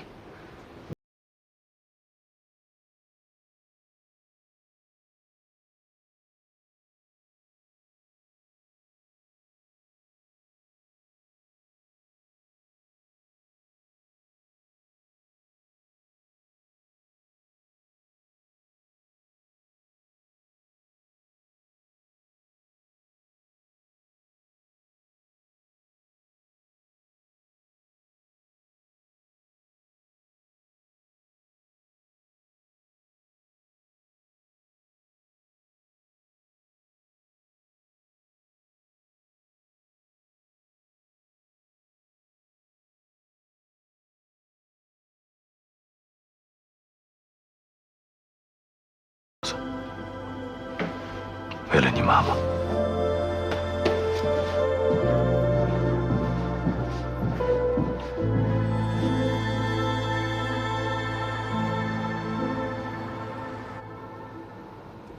你要做 DNA 比对，有这个必要吗？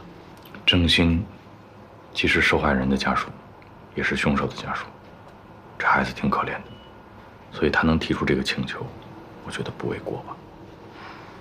可你想过没有，如果检测的结果证实他不是郑芳的儿子，这个孩子有可能会去找自己的亲生父亲，那么事情发展到什么结果，我不得而知。但是不容置疑的是，史丹如费尽心机保护的自己的小家庭，肯定就完蛋了。直觉上，你倾向他是谁的孩子？我相信你们的鉴定结果。不过我很好奇，就算是要申请检验，也应该直接把这个交到技术科，为什么要拿给我？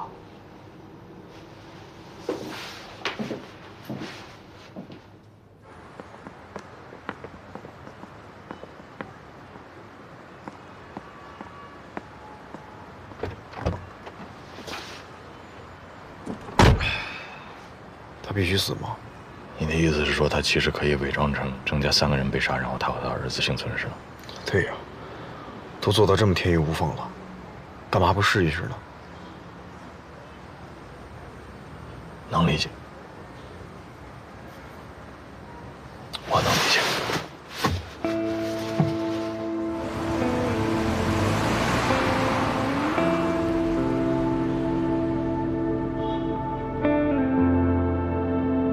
没有被噩梦纠缠过的人，无法理解这种痛苦。它会让你辨不清自己的样子，甚至失去希望。对那个女人而言，生活本身就是一场噩梦，而她很清楚，这个梦不会醒。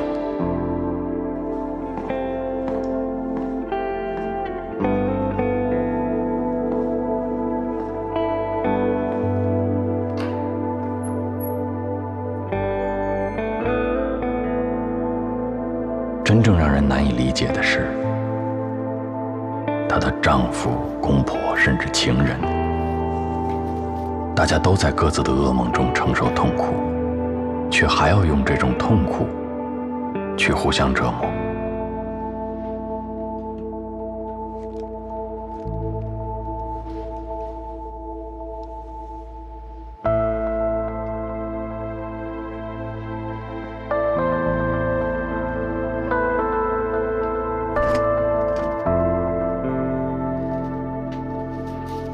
他犯下的罪行，也许恰恰解脱了所有人。最后，他选择了死亡，用离开现实世界的方式，去摆脱噩梦。不像我，活在这个世界里，继续等待噩梦的降临。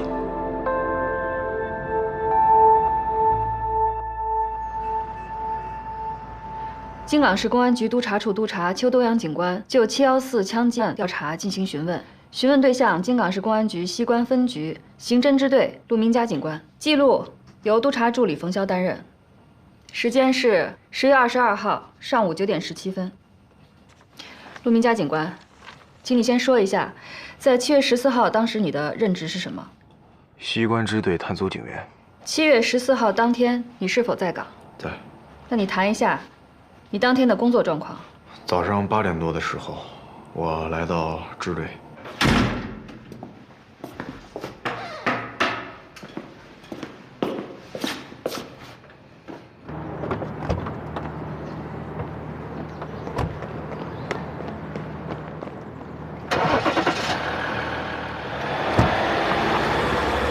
那么下午2点到9点之间，你在办公室做了什么？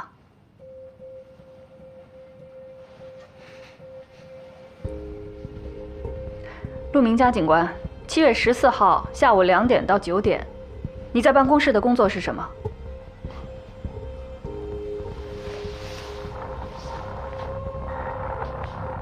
扫雷，不光7月14号，自打我从警校毕业，从事刑警6年以来，我每天重复最多的工作就是玩扫雷和蜘蛛纸牌。这一切不就是因为我是陆正刚的儿子吗？好，你继续。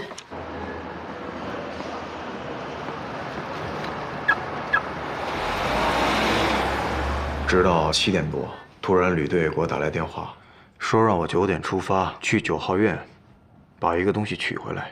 9号院，那是我们支队备案的2个安全屋之一，在中市口南大街4排9号。怎么去的？我打车去的。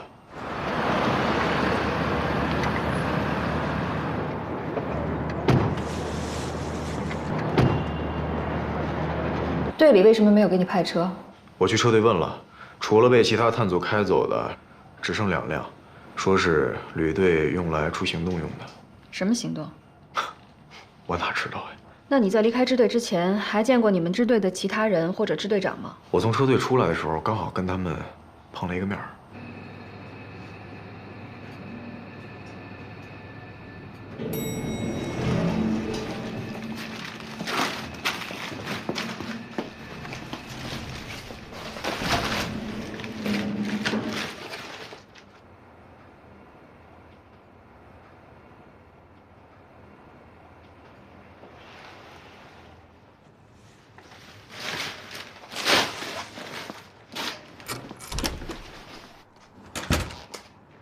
你和他们交谈过吗？我当时问秦队，我说：“咱们是出什么任务呀？”他怎么回答？秦队，今天晚上是什么行动啊？没什么行动，你就早去早回，注意安全啊。就这些。再有就是旅队让我去枪库领了一把枪。为什么？可能是为了运送过程的安全吧。你是什么时候到达的9号院？9点20吧。什么时候从9号院离开的？大概3分钟之后。你往回搬的是什么东西？2个包。你检查过这2个包里面都装了什么吗？我大概看了一下，里面有1个笔记本电脑、6个步话机、几个辣椒喷雾，还有几根甩棍儿，剩下的就是基本案卷了。这些都是我们支队的屋顶漏水，暂时放在那儿保管的东西。你把他们运回支队的时间是？10点左右。运送过程中发生过什么异常情况吗？没有，没有任何异常情况。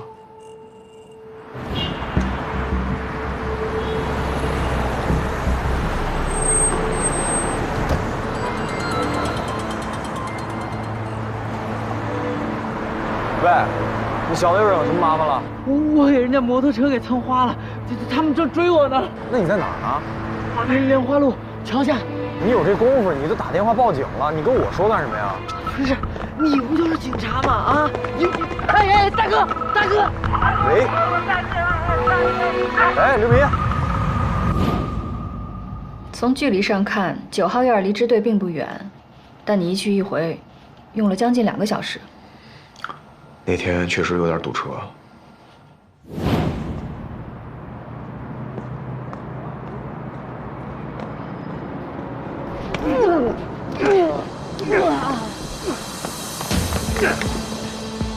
来是吧？啊！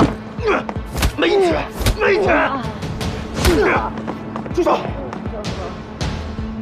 你干嘛的？有你事吗？没事，滚蛋！陆哥，就是他们。这小子传的人啊，给他扭！别动！警察！对，你们别乱来哈！我陆哥可是警察。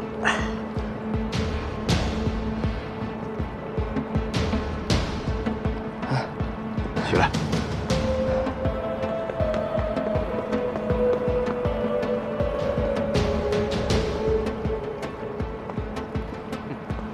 忙谁呢你？别找警察吓我！打死你！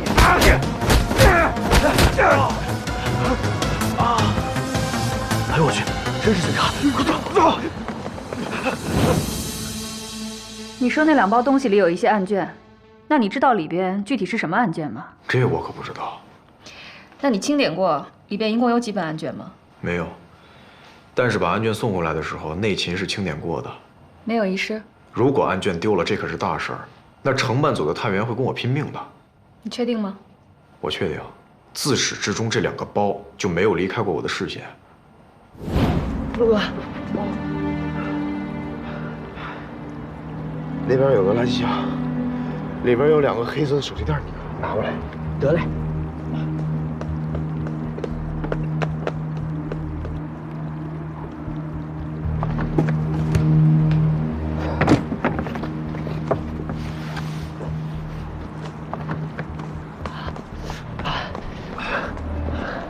陆哥，来了。陆哥，你早点把腰里家伙亮出来，不就完事儿了吗？你在干什么呀？我这不遇到麻烦了吗？那我肯定得找警察呀。陆哥，你不就警察吗？我是警察，我是抓犯人的，我陪你这儿打流氓啊！你别以为我总在你们家串儿吧吃饭，你就可以为所欲为了。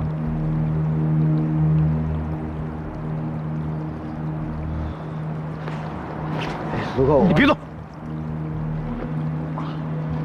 啊！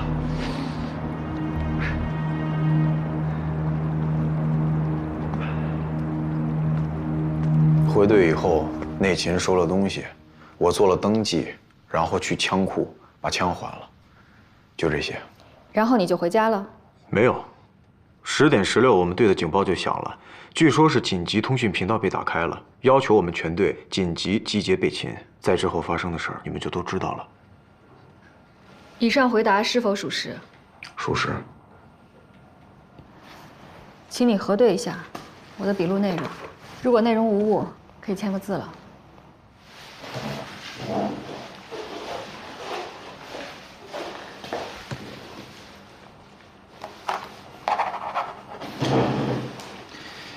辛苦了，小陆。